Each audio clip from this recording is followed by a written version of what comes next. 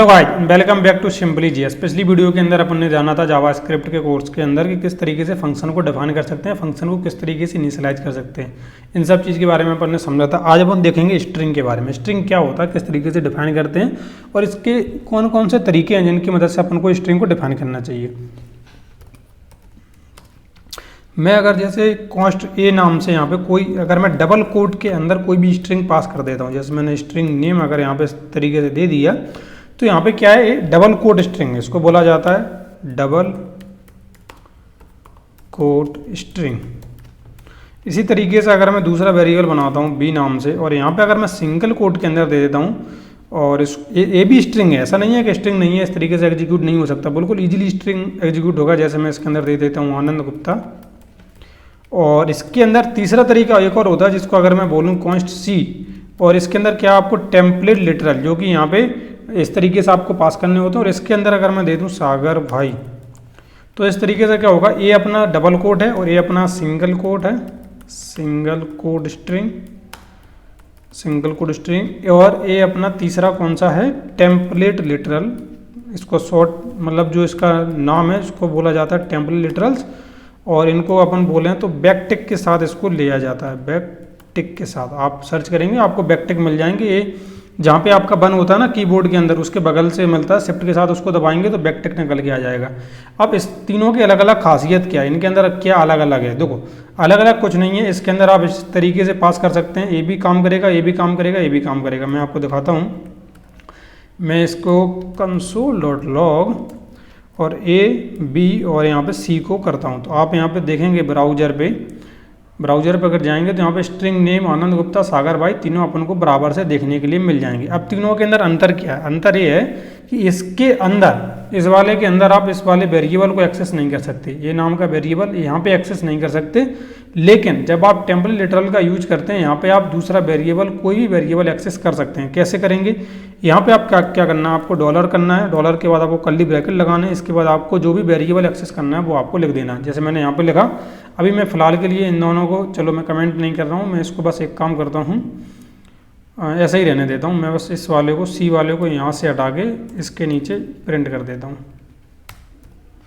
ठीक है।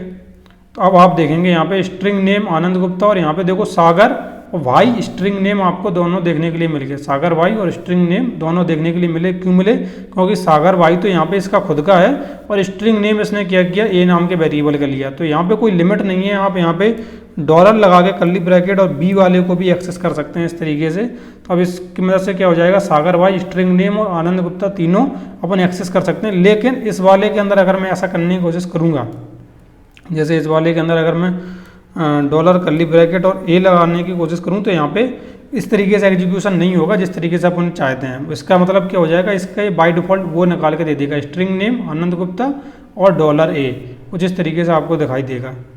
तो वो मतलब अपना सही तरीके से नहीं लेता, अपन को वेरिएबल को अपन उसके अंदर एक्सेस नहीं कर सकते हैं। अब स्ट्रिंग के अंदर एक कैच और होता है, वो कैच क्या होता है कि जैसे मैंने यहाँ पे इस तरीके से डिफाइन तो कर लिया। अब अगर मैं चाहता हूँ कि कभी कभी गलती हो जाती है आपसे, जैसे मैं यहाँ पे कॉन्स्ट डी इक्वल टू क्या कर दूँ, शुरुआत तो कर दूँ डबल कोट के साथ, मैं यहाँ पे डबल कोट के साथ शुरुआत कर दूँ और मैं यहाँ पे लिख दूँ सिंपली जेएस और मैं लास्ट में सिंगल कोट लगा दूँ।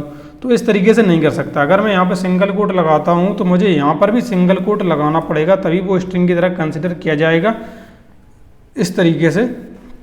अगर मैंने यहाँ पे डबल कोट लगा दिया तो यहाँ पे वो एरर देगा, इस तरीके से आप इसको नहीं कर सकते हैं।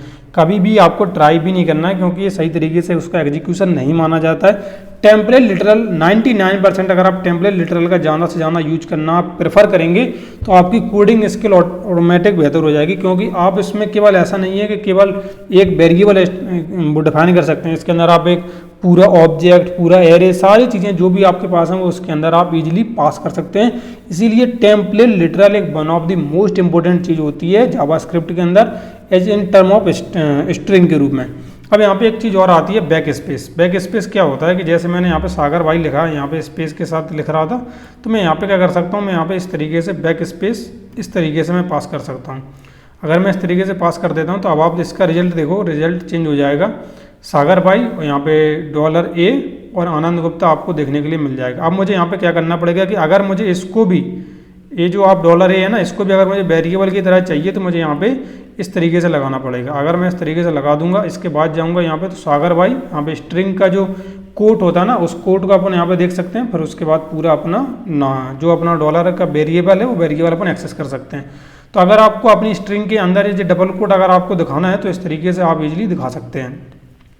और आप चाहते हैं कि इस तरीके से देखिए तो मैं इसको डबल अगर मैं 2 बार यूज कर दूंगा तो यहाँ पे वो भी दिख जाएगा। अपना जो बैक स्पेस अपन लगा रहे हैं वो बैक स्पेस भी अपन दिखा सकते हैं। ठीक है, तो इस तरीके से अपन बैक स्पेस का बहुत अच्छी तरीके से यूज कर सकते हैं अपनी किसी भी स्ट्रिंग को सही तरीके से अरेंज करने के लिए।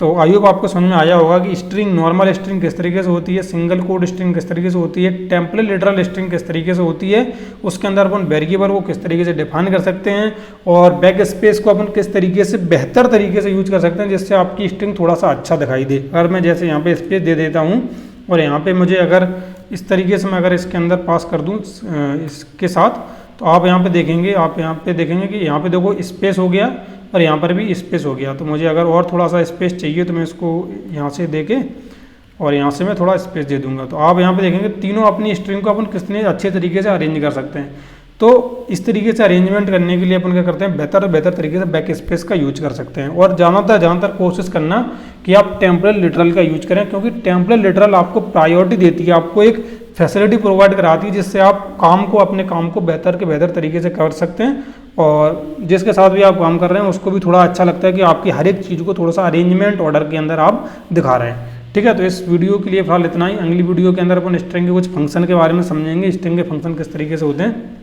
एक आपको दिखा देता हूँ, जैसे अगर मैं सी डॉट और मैं यहाँ पे लेंथ कर दूँ, अगर मैं सी डॉट लेंथ लिख दूंगा तो आप यहाँ पे देखो बहुत बड़ी लेंथ आएगी, 35 स्ट्रिंग की लेंथ आएगी। और यहाँ पे अगर मैं ए डॉट लेंथ लिख देता हूँ, लेंथ क्या है, लेंथ एक फंक्शन है जो कि जावास्क्रिप्ट के अंदर किसी भी स्ट्रिंग को बाय डिफ़ॉल्ट मिल जाता है।